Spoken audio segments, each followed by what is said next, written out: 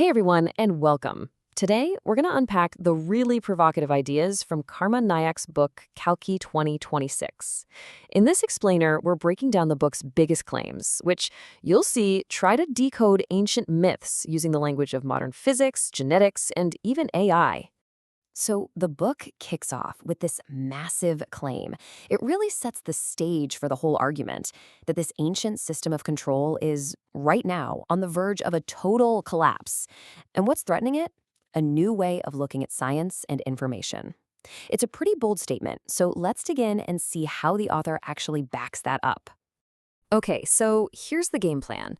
The whole argument is built across 5 big ideas. We're going to start with what the book calls the Syndicate, this core conflict.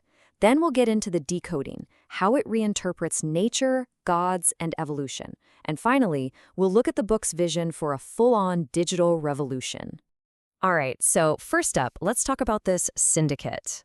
The book frames everything around what it calls a 3,000-year war between two types of mentalities, the predator and the protector.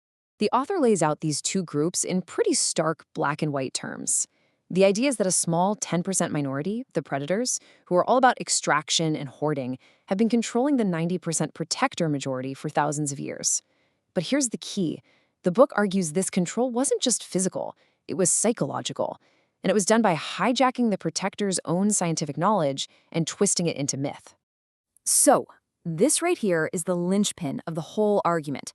The book's central thesis is that what we now call religion was actually, once upon a time, a highly advanced scientific framework, a framework that was deliberately encrypted, personified, and turned into a belief system, all to create and maintain control.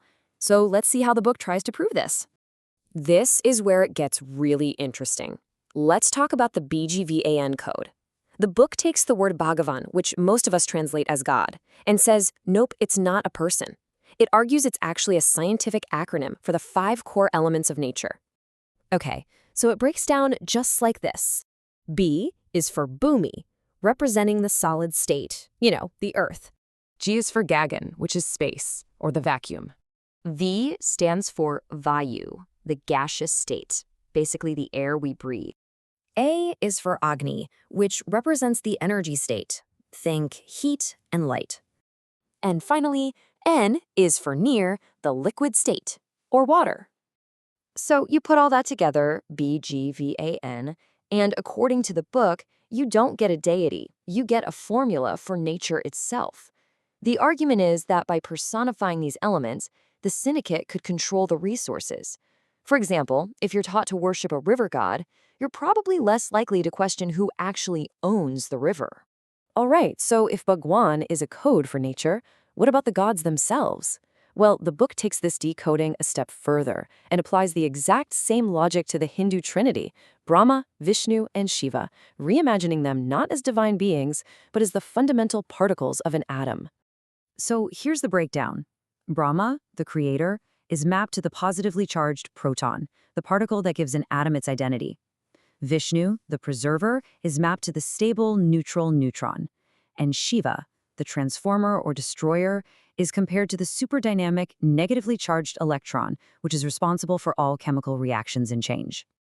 And the why behind all of this, according to the book, it all comes down to control. The argument is pretty simple.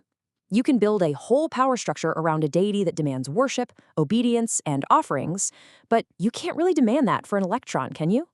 Okay, so we've covered physics, now let's talk biology. The book applies this exact same decoding logic to the avatars of Vishnu. The argument here is that this isn't a story about a series of divine interventions, but actually a cleverly disguised ancient chart of biological evolution. The book draws these really direct parallels. It starts with Matsya, the fish, representing life starting in the water. Then comes Kurma, the tortoise, which is an amphibian. That's the transition to land. Next is Varaha, the boar, a full-on land mammal. He's followed by Narasimha, the half-man, half-lion, representing the hominid link. And then you have Vamana, the dwarf, symbolizing the emergence of early human species. And the author calls this the greatest intellectual theft. The claim is that this scientific timeline of evolution was deliberately rebranded as a series of divine miracles. And why? Again, it all comes back to control. To replace scientific understanding with faith, which makes it a lot easier to enforce things like a divinely ordained social order. So, after breaking everything down, nature, physics, biology, what's the solution? This is where we get to the book's idea for a modern Ulgulan, or revolution, and it's all centered on the concept of Kalki. And the core of this whole revolution is what he calls the 1090 Ulgulan model. It's basically a plan to completely flip the existing power structure. Instead of the 10% controlling everything, this model says the 90% protector society should hold 90% of the rights and resources, while the remaining 10% serve a simple management role for a fair fee. So how does this revolution actually happen? Well, according to the book, it's all about decoding the final avatar, Kalki. But it reinterprets Kalki not as a person, but as modern technology. The prophetic white horse, that's artificial intelligence, representing the power and speed of information. And the flaming sword, that becomes genetic science, the ultimate tool to cut through old myths about biological superiority. So in the end, Kalki isn't some guy on a horse we're all waiting for.